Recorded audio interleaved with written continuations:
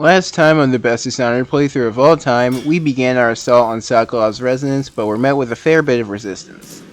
From these godforsaken music box guards to getting snitched on by a dining room maid, this one was an uphill battle, but through it all, we made it all the way to the top and captured Sokolov, just as ordered. Now it's time to let Havelock do his magic and see what useful info we can get off our favorite bitch boy. Hiya YouTube, here, and if you haven't heard the news, I'll say it again. Due to extenuating circumstances, I've decided to take a break from the YouTubing for a bit. I can't give a real window for how long I'll be gone right now, but I'll try to remember to update you when I have that figured out. But worry not, Sebastian, for I'm not disappearing entirely, for I have set up a Twitch. Unsurprisingly, I'm under Mystic Monocle, and I hope to stream a couple times a week, hopefully leading up to streaming more often when I figure everything out. In fact, I'll be streaming Mario & Luigi Brothership tomorrow at 12 p.m., so feel free to drop in and check me out. I'm pretty nervous regarding chat interaction, but I'm sure I'll get the hang of it eventually. Anyways, with all that said, let's get on to the show. Lemonpunch Samuel and I pull up to the Hound's Pit with the captured Sokolov in tow, and waiting for us at the dock is Havelock himself. If you can ignore the violent camera shaking, you'll see that he tells us that Sokolov's knowledge is the key to finally getting to that shriveled prick, the Lord Regent, which sounds like it means we'll be home free in just a few more missions. It takes him more time to glaze Sokolov before finally giving us permission to sleep. He could have made us a great nation. Now he pays the price for siding with a tyrant. I'm woken up the next morning by Her Highness Embassy. Man, who the hell is it? Bitch, get out my room. She says some stuff, but none of it important, because we've got business to attend to. Eventually. On our way to this very important business, we find genius tech whiz Piro doing something I could only imagine is of utmost importance and for the good of the rebellion. I know it Who are you? looks It's... inventing a new kind of lock. The tumblers shaped like snowflakes. The truth is, there is no snowflake lock. You don't say.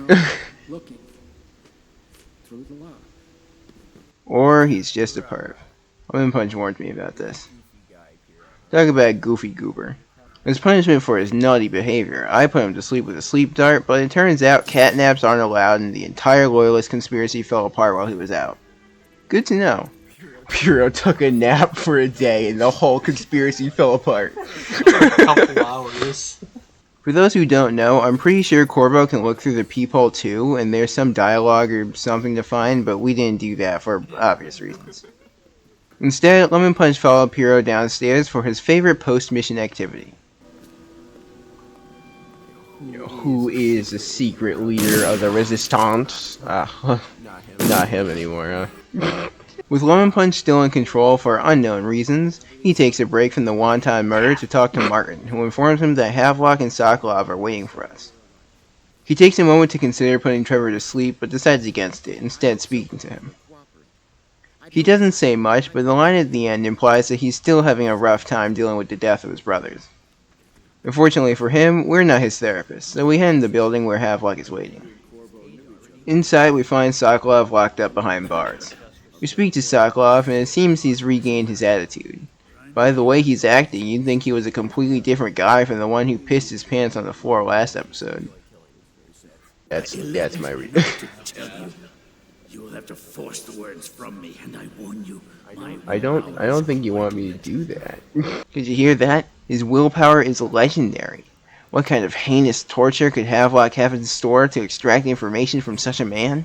Hilarious. Stop! What? There we go. The return of bitch boy Sokolov. Now that's the man I remember. All it took was a couple rats and our man was singing like a bird. That definitely brings him a few steps closer to the Pendletons on the lame scale. And then he has the audacity to act tough again.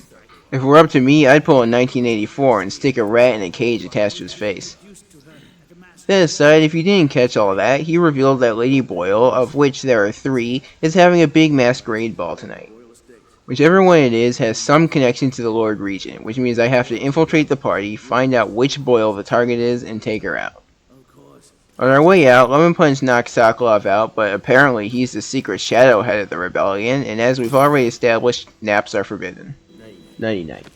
On our way out for real now, Trevor jump scares us and gives us a note for a Lord Shaw.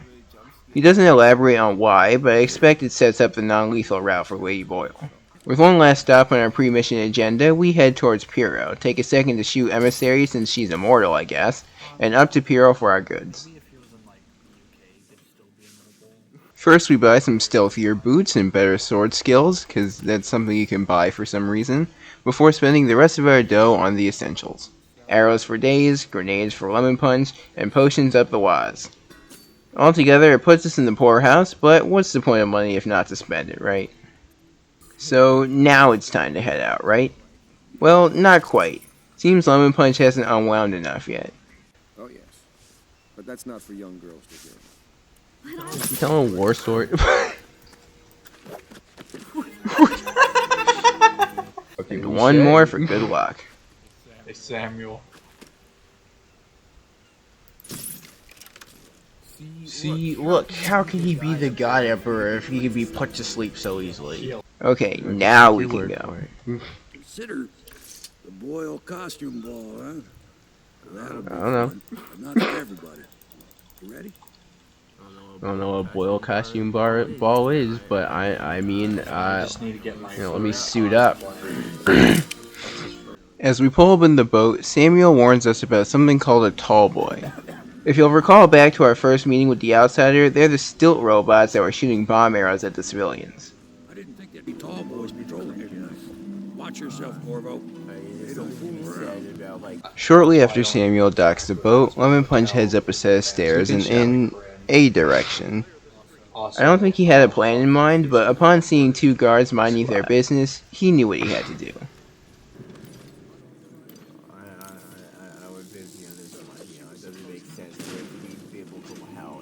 Unsurprisingly, he was spotted, and worse yet, by one of these tall bastards. Lemon Punch scurries away and over a fence to a neutral zone, which I guess meant the tall boy stopped being aggro, but also meant he has to put his knife away to avoid suspicion. It's here that we arrive at the Boyle estate. The man at the window asks for an invitation, something we don't have, as if you hadn't noticed, we weren't invited. But we have the power of God, anime, and plot on our side, so mere seconds later, an invitation floats past carried by the wind. To you Willikers, is that by chance? So we hop on back to the window man to show him our newly acquired, slightly muddy invitation that he just watched us pick up. Fortunately, he's a minimum wage worker and doesn't get paid enough to care where we got the invite from, letting us right in.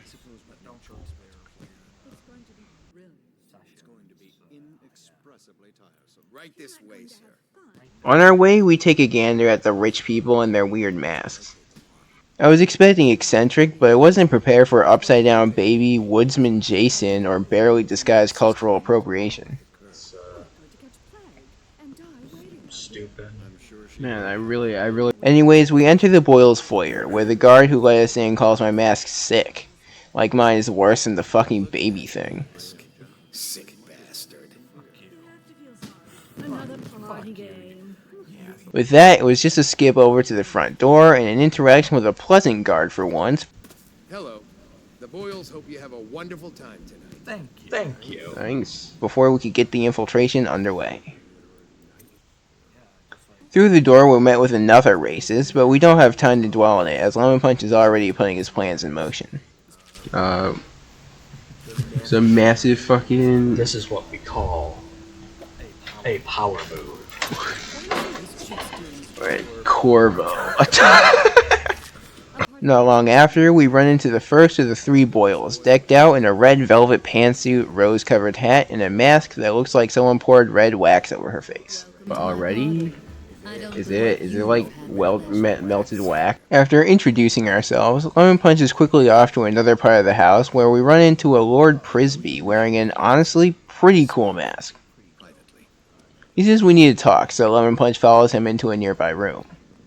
Here he lets us know that the Boyle we're after is the woman he loves, and asks us to bring her to the cellar under the kitchen unharmed, and I guess he'll take care of the rest.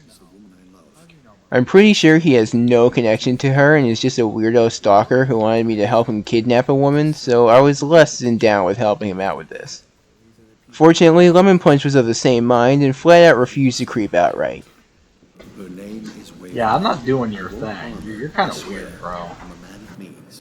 We may be murderers, but sex trafficking is definitely a step too far. It is worth noting, though, that he lets us know who exactly we're looking for, and that's Waverly Boyle. On our way out, we find the second Boyle, this one sporting an eggshell and white version of her sister's fit with a porcelain mask to boot.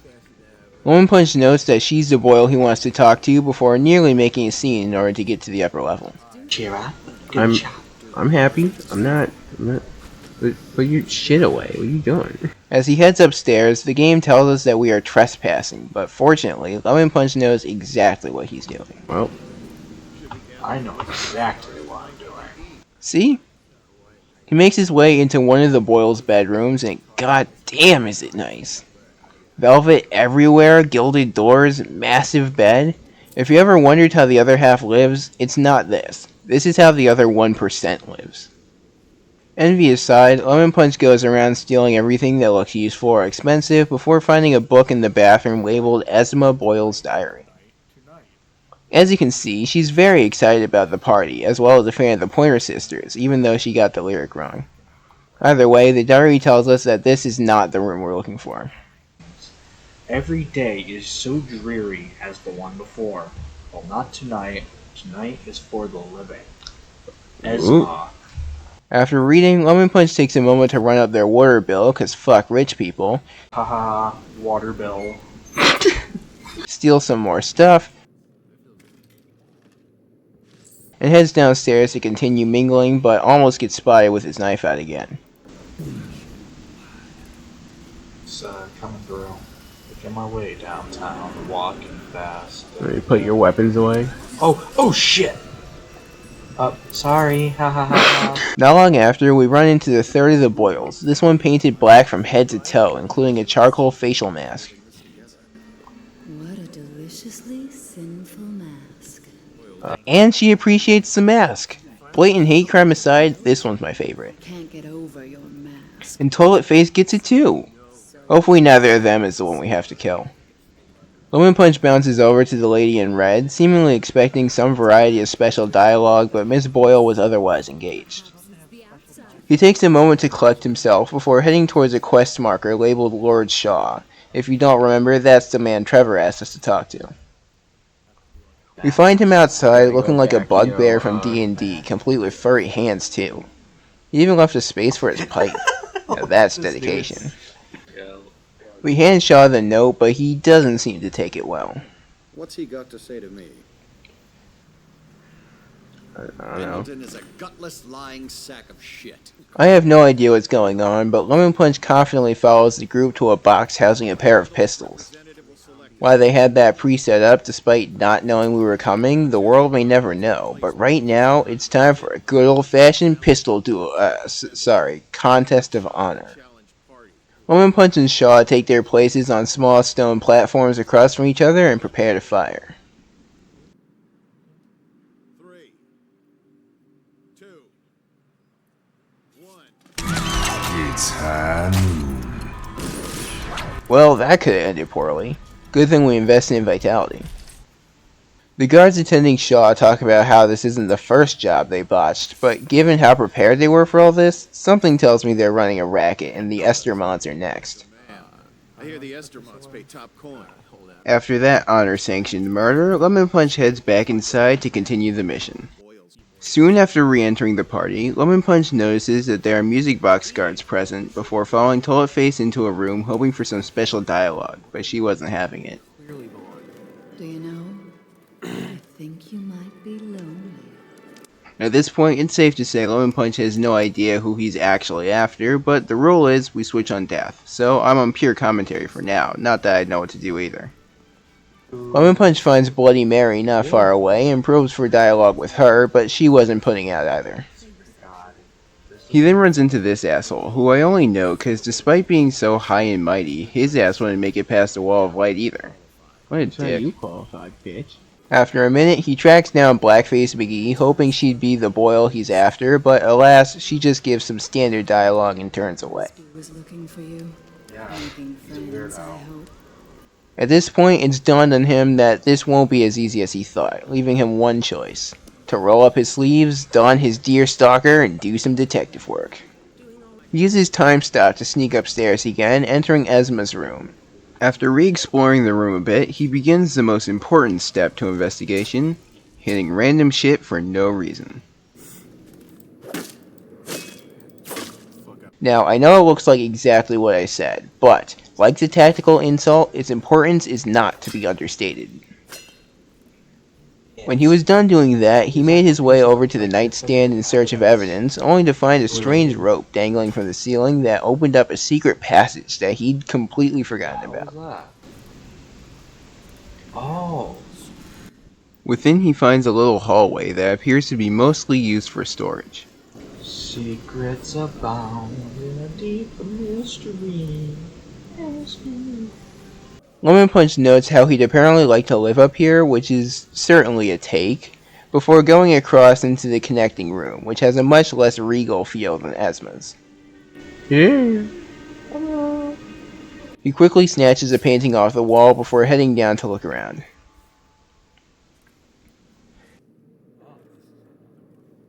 After Lemon Punch grabs all the expensive shit littered about, he notices a letter on the nightstand that not only makes clear that this is Waverly's room, but further notes that she's a Boyle in black. Just my luck, huh? I noticed that it's signed HB and wondered if Brisby really was in a relationship with Waverly, but nope. The little creep's name is Timothy, and the HB in the letter is Lord Regent Hiram Burroughs. And with a name like that, it's no wonder he became a villain. Almost as bad as Eobar or Leo. After reading the letter, Lemon Punch goes to leave out the door, but... Oh, hey. So it's back up to the attic we go. This time he takes to rummaging around and is handsomely rewarded. Yo, go bars. Damn. Lemon Punch then goes on about how nice the space is for living again, this time centered around its potential as a zombie apocalypse bunker, but we don't have time for that rant. He goes back through Esma's room, making a couple last minute checks before going back downstairs with his evidence. He pops time stop and makes it flawlessly past the guard, putting his knife away so he can blend into the crowd again and finally get after the tart. What? What? Well, that wasn't supposed to happen. Leave me alone. Lemon Punch sprints through the halls in search of Waverly, but finds Candle Wax instead, taking her out in one of the most extra execution animations yet.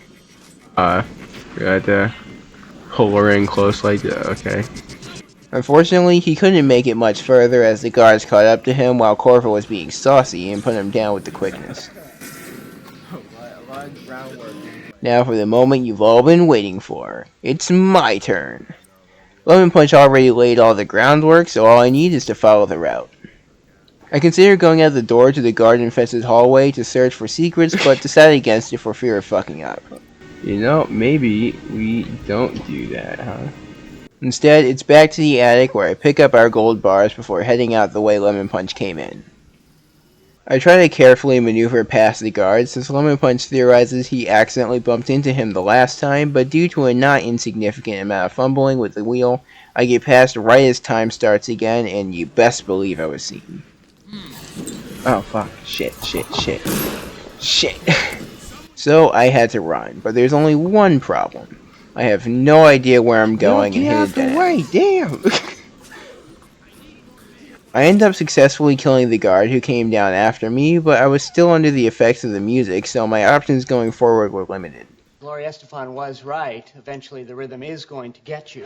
Unsure what to do, I pick up some stuff and head down a hallway in hopes of finding an exit. I find a door operated by a switch and head through to find a wine cellar complete with rats. It's just the wine cellar. Further in, I find nobody's pal Brisby just kinda hanging out. Oh. Yeah. Hey, weirdo. In hindsight, it would have been chill to kill him, but instead I laughed, hoping to blend back in if I put the knife away. He's probably doing it. But first, we feast. I grabbed everything I could down there, killed a witness like a real assassin, and headed back up to face the music. Not long after I reach the landing, a music box guard comes by, notices me, and starts his terrible symphony. Ow, why I the thought hell since do he was I, blocking the door, get... if I dealt with him, I might be able to sneak past before anyone else shows up. Unfortunately, I didn't know 3 important details regarding the music box. 1, it passively pushes you away from the holder. 2, its hitbox is massive. And 3... Oh, he's getting hurt? It deals damage. Lemonpunch loads in, ready to find a different way downstairs, but is taken aback to find the game saved us in the wine cellar. Good luck, though. Yeah. Well, I would have just wung it like a true gamer. Lemonpunch opts for the easier strat of time travel, loading the last save before that, where we were in Waverly's room and not yet compromised. He heads through the attic space again, out the door, and down the stairs for escape attempt number 3. He pops time stop and blinks past the guard again, but due to an amount of fumbling, was spotted. Alright, put away the knife. And uncrouch. Fortunately, our target was right in front of us, so he took the opportunity to kill her. Of course, Corvo had to be saucy again, which was only a waste of time, as not only were we being fired upon, but the magic box guard was already doing chip damage. In another stroke of luck, the door leading outside was right there as well, so we didn't have to endure the assault for long. Once outside, Lemonpunch made a break for it, blinking over the fence, but... Alright, you guys don't see anything.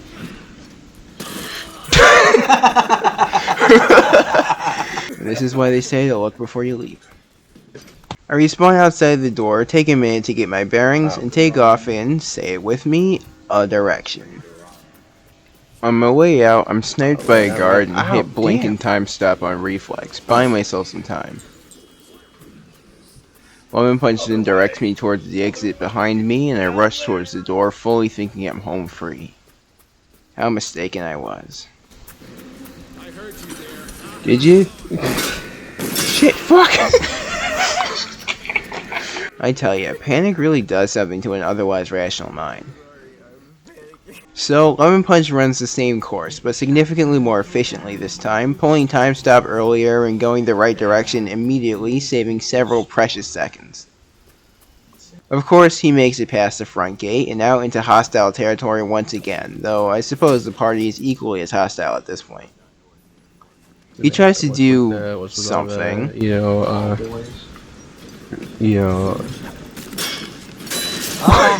You'd have to ask him what his plan was, but his objective has now been updated to escape. Bad choices, huh? So he swims through the gross-ass water over to a ledge where he does what can only be described as struggling.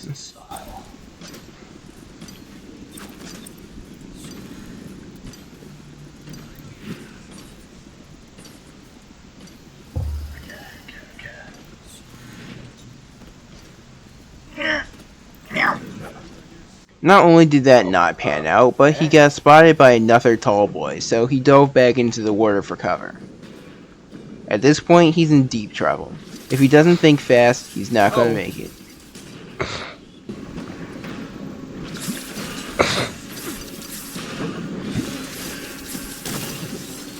Let's, Yeah, he didn't think fast enough. So, it's my turn again, and as I always say, 4th time's the charm. You know, at least half the time. This time I follow the steps Lemonpunch left, through the courtyard, out the gate, and into the street without issue. I head across a bridge, trying my best to avoid the tall boy, but alas, his perception was too high.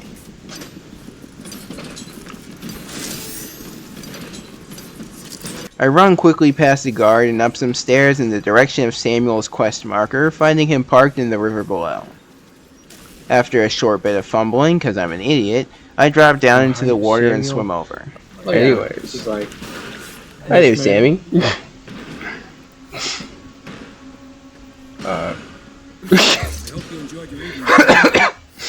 I didn't.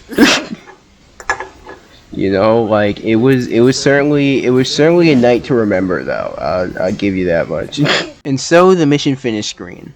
As expected, we killed people chaotically and got a little pocket change, and even did some special actions, but if anything, I'm surprised by all the things we could have found but didn't. 3 runes and a whole outsider shrine. See, this is why we explore, Lemon Punch. But aside from those, I think we did satisfactorily for the most part. Now it's time to head back to the Hound's Pit and see what purpose this whole thing served. As we pull up to the Hound's Pit, Samuel tells us that Trevor was supposed to meet us upon arrival and advises us to check the wine cellar where he may be drowning his sorrows. After we dock, I make a beeline for Trevor's quest marker, finding him not in the wine cellar but in this building, looking wistfully at the scenery. He congratulates us for a mission well done, noting his pleasure at our killing a woman, before also thanking us for upholding his honor against Lord Shaw. As thanks, he bestows me with a rune, which is way better than whatever the hell Callista gave us. After our chat, Trevor turns his back to me, and I'm left with a choice to make. I wish I could have kicked them. Sparta! Ultimately, I choose not to, but boy was it a golden opportunity. Feel free to praise my restraint in the comments. Anyways, I head off towards Havelock, finding him and Martin only a couple rooms away, looking mighty serious. Havelock lets us know that this is it. The culmination of all the murder and espionage we've been doing. Havelock tasks us with our most important mission yet. To bring down the Lord Regent and finally put the rightful heir on the throne. Is this the end of the game? After a surprising only 4 missions, we've arrived at the end of the line. I gotta say, it's a little anticlimactic, but who am I to argue with the narrative the devs put together? I'll tell you what though, wouldn't it be wild if there was more game? I mean, what would we even do? There's no one around here with a more evil name than Hiram Burroughs to take the torch, right? Are coming. And everything depends on him being correct. Piero will help you prepare. And Samuel will take you close to the tower, near the water. After receiving the news, I stand around for a minute, expecting to be cleared to sleep eventually, but it turns out we're working a double today. So we head downstairs to visit Piero for some gear. This is our last mission, so we gotta head out in style. We purchased some new Skechers sneakies and other assorted goods before heading out to Samuel for our final ride together. Sup, the slice. Ready to face the Lord Regent? About time we took care of my say. Long past time. Alright, squad. Let's finish this. That long past. As we pull up to the final mission, we're greeted by Dunwall Tower looming in the fog ahead. Truly a fitting venue for the final showdown. Samuel proceeds to reopen old wounds before warning us that the final mission is going to be tough. I'm told the Lord Regent turned the top of the tower into a fortress of some sort that he calls his safe room. A move I choose to see as a personal compliment because it means he's scared of us. Samuel also drops a hint at what I assume is a non-lethal route, noting that there's a broadcast control station somewhere within as well. Samuel then delivers this touching vote of confidence before parking the boat and letting me out. If not, well, it was an honor to serve with you. It was filled with has-been hotel. We begin by swimming to a platform and start making our way up the waterlock. It's worth noting that I don't know who's in control right now, so until I find out, I'll just refer to their actions with general terms. As we make our way in, I remember that we have runes to spend, so before heading further, we decide to get some upgrades. I can also now confirm that Lemon Punch is the one in control now, so you can stop stressing about it. We make our way to the Powers tab of the menu to reveal that we have 6 whole runes burning a hole in our pocket. We take a moment to decide between Dark Vision and Wind Blast, but quickly decide on the latter, given Lemon Punch had endorsed it before. We'll use it on the. We then leave the menu to try out our new powers.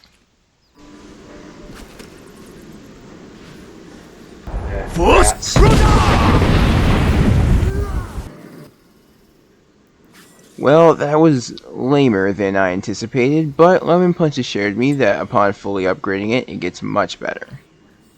And don't worry, I didn't forget about those 3 runes we left behind. Now, while scripting, but neither of us noticed while playing, so they got left behind. I personally like to think of it as resource management. Anyways, Lemon Punch presses onward into the depressing tower, first blinking from ledge to ledge until we reach this door. I wonder where it leads. Oh, hey. Well, that was unexpected, but nothing a handy-dandy time stop can't handle.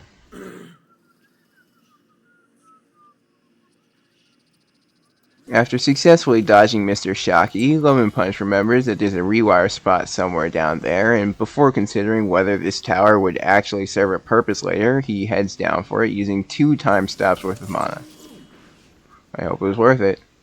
There an off switch, an off switch. Anyways, with the tower now under our control, Lemon Punch heads back up and through the door, finding himself outside. Attention Dunwall Tower personnel. All new assignments. He starts things off strong by putting a guard to sleep and sneaking up into the compound. Sneaking? Are we sure this is Lemon Punch? Regardless, he expertly snipes 2 more guards from the door and makes his way in. Further inside, he finds his way barred by a wall of light, so he tries to take a detour to the left only to find the door locked. Fortunately, the key wasn't far away, safely on the belt of an already incapacitated guard. Through the door, Lemon Punch finds himself outside again, in a strangely familiar location. Oh, hey. Well, I've got nothing, but either way, as you see, Lemon Punch is very good at hide and seek, waiting on a tall boy before heading down the stairs to his left. He makes his way atop a ledge, attempting to maneuver across with Blink, but he's cut off by the tall boy's return. Lemon Punch flexes his stealth skill some more before heading up for another try. This time, he successfully climbs up to higher ground, finding the very spot where we watched a queen die and began this dishonorable tale. But who has time to dwell on that, right? Especially when Lemon Punch nearly runs right past some people. He stays hidden behind a pillar to eavesdrop, hearing them badmouth Corvo a bit, and the guard gets shot down by the maid. In any case, I wish you well. Let me comfort. Nah, I didn't do anything, I swear. Can I come by and see you later? I don't think it's a good idea tonight. Can I come by? Hey yo, what a fucking loser, am I right? As the maid walks away, Lemon Punch tries to move out of cover, but gets spotted immediately, resorting once again to time stop. This fails, as when the time stop ran out, he was quickly spotted in a panic by a tall boy and forced to use it again and dive over the side of the wall. He hurries down a set of stairs, hoping to find refuge, and actually does, entering a room occupied by a maintenance engineer who's clearly had a bit much to drink. He lets us know that despite Corvo being a wanted criminal, he doesn't much care what we do as long as we let him live so he can see his children. No problem. Turns out the Lord Regent Hiram Burroughs is a shitty boss who throws people in jail for simply offending him. A good boy. But just as the man said he could help us, he's interrupted by several guards bursting into the room. In his panic, Lemon Punch finally goes back to the agent of chaos we know and love, employing bombs against the advancing guards. A strategy that miraculously works, at least enough.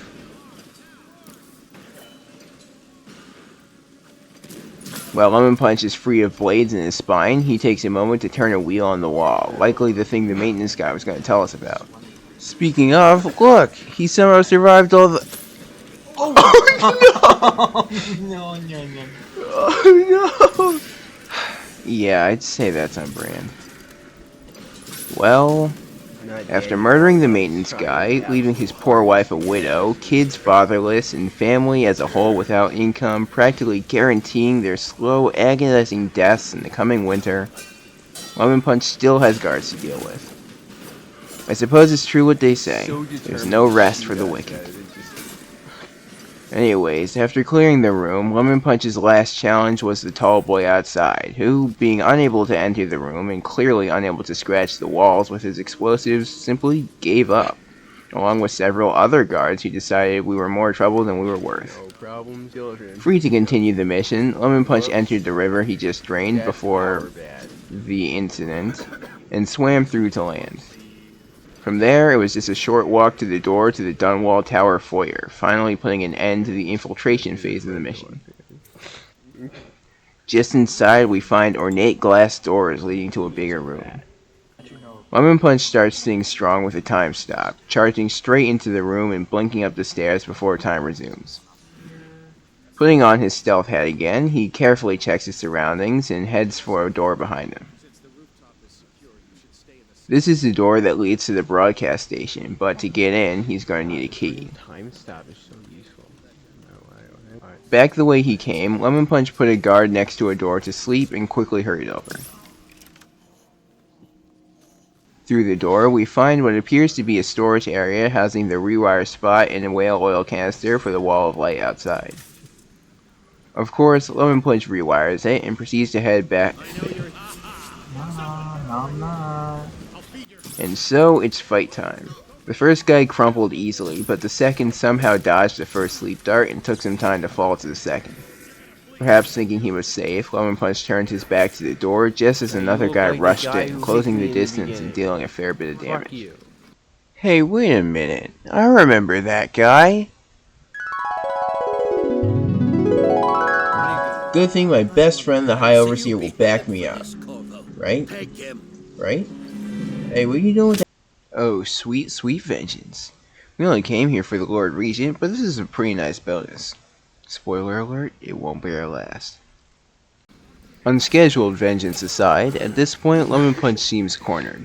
The only other door out requires a security key, and the sound of violence at the other door suggests we shouldn't leave the way we came in. Unfortunately, he doesn't have a choice. Lemon Punch hobbles out the door and past the wall of light, surprisingly without being attacked by anyone. On his way somewhere, he runs into a guard, but takes him down with a sleep dart before he can be a problem. He hobbles further, but somehow gets snuck up on by a guard who shoots him in the back, just as cowardly as I'd expect from these scoundrels. Lemon Punch turns around and hits him with the last of our sleep darts while he prepares to fire again, before ducking into a nearby room. Out of elixirs and nearly out of options, Lemon Punch soldiers on, taking one guy out with regular dart ammo and moving into the room. Good night. Don't let the bug bugs bite. He shoots a guy on the stairs next, failing to hit the headshot, but falling on his neck from 10 feet up seems to have finished him off. At the top of the stairs, we find another wall of light at the end of the hall and a guard beyond it. In an attempt to not go that direction, Lemon Punch turns to the left to find... Okay. No. Damn. Oh, I don't want to do that. Okay. Yeah, that didn't quite pan out. Yeah, sure. Why not? Now it's my turn, or at least that's what I would say, but it would appear Lemon Punch wanted to take another crack at it, and who am I to stand in his way? He starts with time stop again, but this time takes to murdering the first 3 guards in the area, likely to avoid the storage room situation. We stop to watch the Lord Regent yell at the guards he doesn't know are dead on the tube telly for a bit before moving on. I insist that someone speak to me. Stupid idiot. See, Lemon Punch recognizes the importance of the tactical insult. Next, he puts the guard next to the storeroom to sleep again and heads in to rewire the wall of light. He then hurries past the corrupted shock wall, takes out this guy, and heads through the door he was guarding to find a hallway with more guards, who he takes out with surprising efficiency.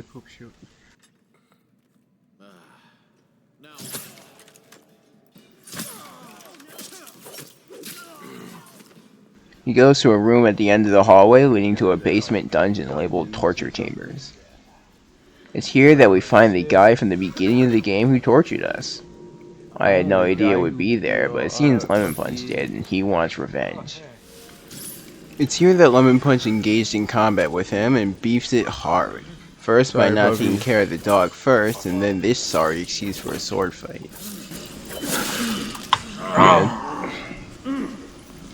Now it's my turn, and I'm gonna do this right. It's time to be a knight and do it right! On my way down, Lemon Punch advises I use a grenade as my opening move, but I opt for stealth, first knocking out the dog and then waiting for my opportunity to strike. But eventually I got bored with that, and seeing how Lemon Punch got rocked, I figured I'd go with the most effective strategy.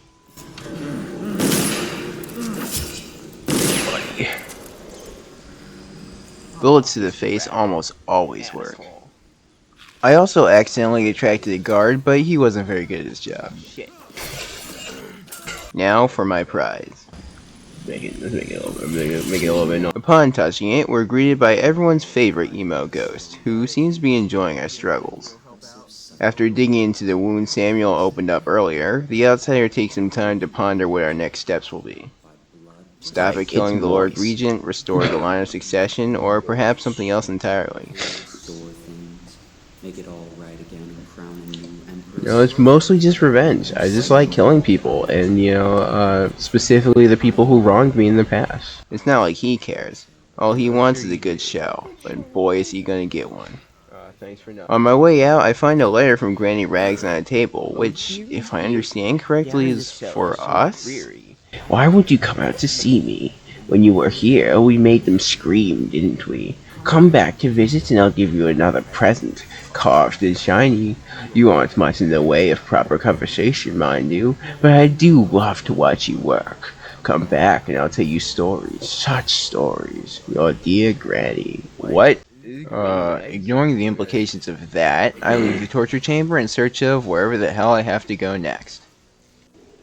After achieving our second revenge of the evening, it was on to the main event. I walked up the stairs we came down and out into the hallway. I head through a door and into the room with the stairs and looked around. I had to be careful. Not only was there a guard at the bottom and on the landing, but there's a music box guard accompanied by more at the top, and I don't want to meet Lemonpunch's fate. My eye is caught by an egg on a pedestal in a glass case, which I just must have, but I'll have to take care of the guards first. I start by knocking out the guard at the bottom of the stairs. I try to get the guy on the landing, but he very nearly spots me. Shit. I stalk him for a bit, thinking over my options before blinking behind him and taking him out. Now I can grab my egg without consequence. Covet mine egg. I didn't notice a maid in the room, who I alerted, but Lemonpunch rightfully told me to ignore her. I continue up the stairs and examine the quest markers, deciding to head for the roof. Before I left, I caught the attention of the guard beyond the shock wall, and for literally no good reason, baited him over. I lose a not insignificant amount of health in the scuffle, but it's not over as the brawl attracted another guy. I get tired of fighting at the third guy and blink away, switching to the crossbow in an attempt to take him down quickly. Emphasis on attempt.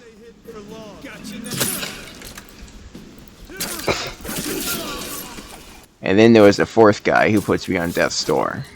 Good stuff. At this point, there's no way I make it to my next destination, but we must soldier on. I move into the hallway and follow the quest marker. I nearly get spotted by a guard beyond the glass door at the end of the hall, but get saved by his short attention span. Given that's the way I need to go, I open the door and prepare to stealth kill him, but before I was ready, he turned around. Fortunately, I'm still holding the crossbow and lay 3 bolts into his chest, taking him down. I take a sec to look around for more guards, but by some miracle, nobody came. I take my battered and broken body into the room the guard was patrolling and to the door. I open it and scope out the area as carefully as I can, finding an empty piano room complete with stealable painting and conveniently distracted guard. I successfully sneak up behind the guard and slit his throat, giving me free rein of the room. On a nearby table, I find an elixir, and thank God Almighty, because clearly he was looking out for me. I also grab the portrait off the wall before running about to look around. After I'm done looting, I head into the adjoining hallway, finding a staircase at the end leading exactly where I wanted to be. Or not. It seems I assumed I'd still be able to reach the broadcast station from here, but the only quest marker led to the Lord Regent, so it's back inside to find it. I rush down the stairs and back to the hallway I came from. Looking out across the way, I see where I'm supposed to go. I had to figure out how to get there and notice that there's a room across from the piano room viewable through the fireplace. Upon blinking through, I find a big marble white room labeled the Lord Regent's Chambers. As I begin rummaging around, I quickly hear the sound of a rune somewhere nearby, and quickly find it within the bedside chest. A heart for that. Down. Oh, hi. Unfortunately, that's where the goodies end, so I begin looking for a way out. Upon finding the door to the room locked, lemonpunch asks to take over the wheel, and I gladly hand it over. He heads out onto the internal balcony thing connected to the room and prepared to use Blink to cross the distance, but finds it insufficient.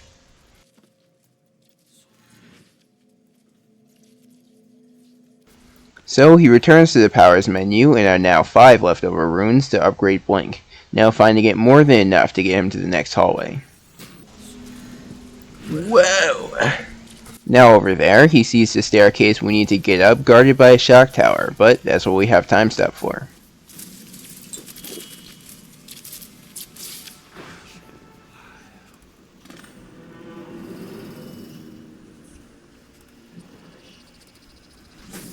Makes it cleanly past the tower and up to the broadcast station to find a guy there talking about a citywide ban on whale oil.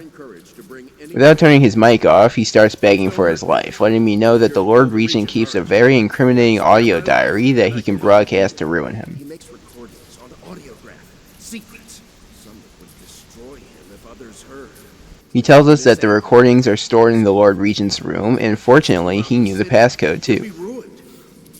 With the marching orders clear, lemonpunch heads out to go grab the tapes, but doesn't have enough mana for another time stop. Instead, he tries to blink past, but only makes it to the doorway and is shot down before he can get all the way out. So close. We respawn and lemonpunch gives it another try, blinking down past the tower to the floor below, but the blink still isn't far enough and he still gets got. Oh, what the hell?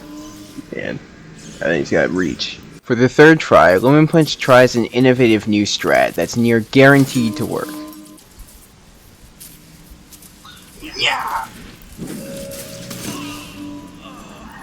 I said near.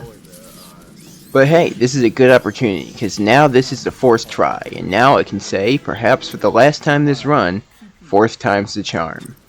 Well, sometimes. At least 25% of the time, but I believe in... Maybe I'm cursed. Well, anyways, it's the 5th try, and lemonpunch is pissed. Perhaps it's by channeling all that rage and anger that he survives this time. Despite the odds. I got ya. So, it's just a matter of going to the end of the hall and blinking over to Lord Regent's villain veranda. lemonpunch heads into the room, enters the code, and opens it up.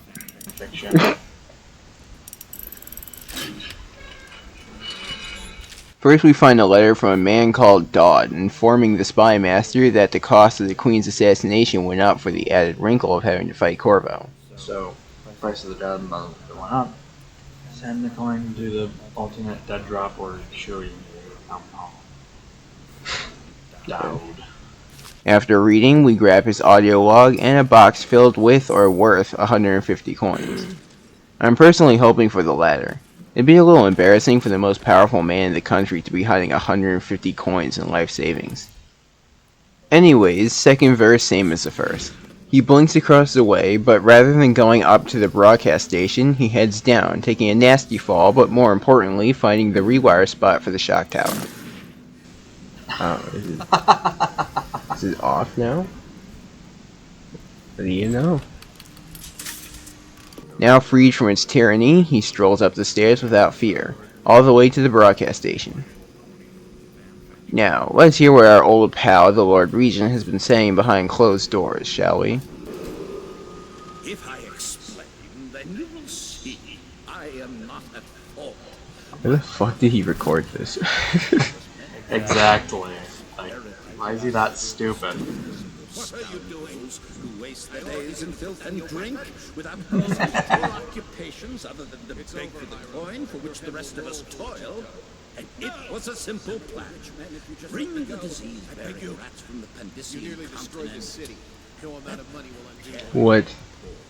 He brought... lemonpunch heads down just in time to watch the Lord Regent's own guards take him away, presumably to go to the same place they took us. Sought to undo Almost makes me wish I didn't kill the torturer, but I'm sure he'll suffer just fine without him.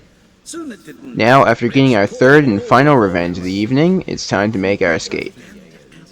Lemonpunch exits out the foyer door and makes for an alarm rewire spot nearby. After rewiring it, he climbs up atop a turret and rewires it too. Immediately after, the turret starts raining death on nearby guards while we scope out the area. Lemonpunch takes out a guard throwing rocks at us before preparing to head over to the rooftop, but We are the king of the hill now. well, that he didn't make it. Take 2, and I take some time to look around before deciding on Lemonpunch's route. Well, sans a little fumbling. Once the turret is rewired, it starts its rampage while I think on my next move. Lemonpunch instructs me to blink onto a roof, where I head a direction, adopting a sneaky stance. The non-confrontational route is best with health this low. But then I remember I'm supposed to be finding Samuel, so I've got to go the other way. I get to the ground and climb to find a cliff and open water that Lemonpunch advises I not jump into, so we're going to have to do some circumnavigation.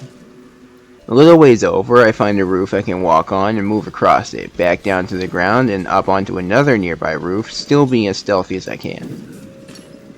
I head down and around the building to find a mystery whale oil spot powering something unimportant and a balcony across that I could blink to with our newly upgraded range. Inside, I find a familiar space very near where we got in from and try to trace the route I remember. Outside, I find a shed of some sort with a mana potion and food inside. It's not much, but I'm thankful anyways. Knowing that Samuel is somewhere below me, I hop over a wall and peek over the edge of the walkway to see that I'm nearly there. All I gotta do is hop out into the water and swim over to him. How could I fuck this up?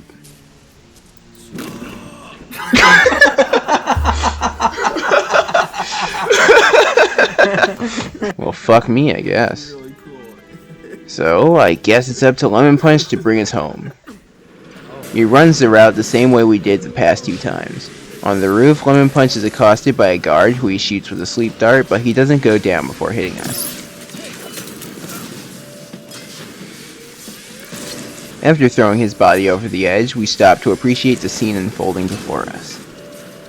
Our corrupted turret puts up a valiant fight against the tall boy and the pitiful resistance of whatever guards are left standing. Not having to fight the fucking, long leg guy, the daddy long leg, I absolutely appreciate that. After observing the majesty of the unmitigated chaos we wrought, Lemonpunch heads down to the building, sneak kills a guy, and considers his options. He climbs over a nearby wall and blinks down to a lower area, then blinking up onto a nearby roof and back onto my original route. He follows my route around the building and to the balcony across the way, through the building and over the edge, safely into the drink below. Extra this time, we're just gonna drop into the water. Woohoo! Cannonball! And as I planned, it was a short swim over to Samuel and the end of the mission. Awesome sauce. Hey, Sammy boy. Yeah, we can go back.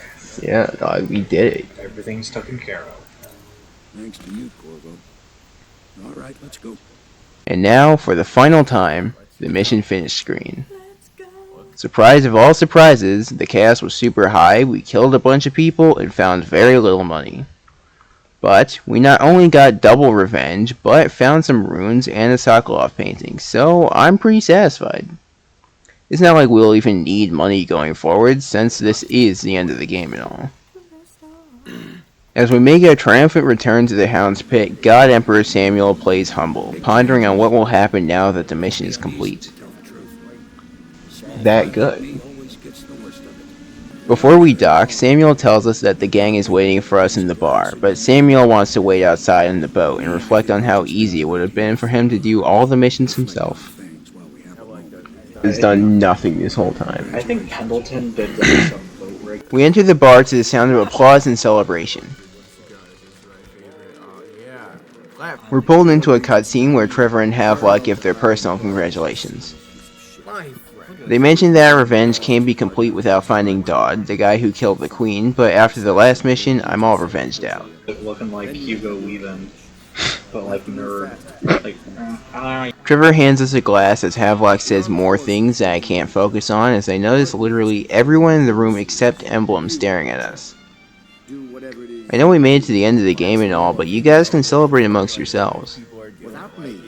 Mommy Havelock and Daddy Trevor briefly fight, but it doesn't last too long.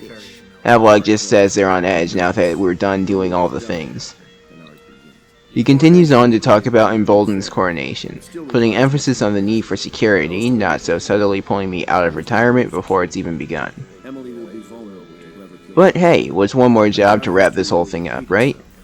Seems like a pretty fitting ending if you ask me, protecting embolism until the end of the coronation. Easy peasy for Dunwall's greatest assassin. And with a final word from Trevor, we finally toast to me and my awesomeness. Oh, and lemonpunch, he's here too.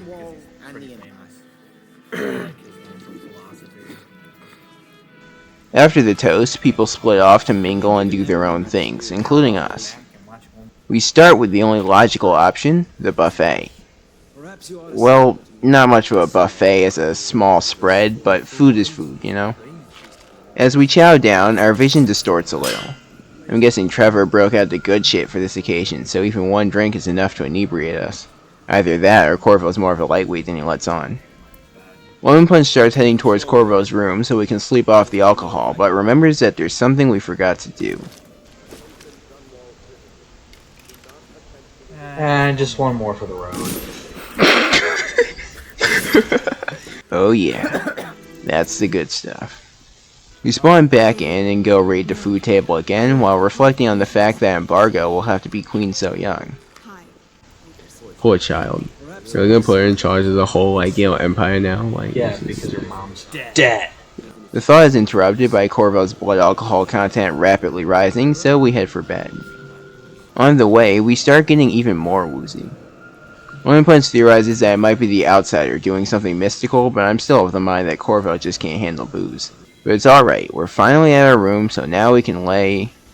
I tell you, some people. But anyways, it's time... What's going on? I only had one... Well, that's not supposed to happen.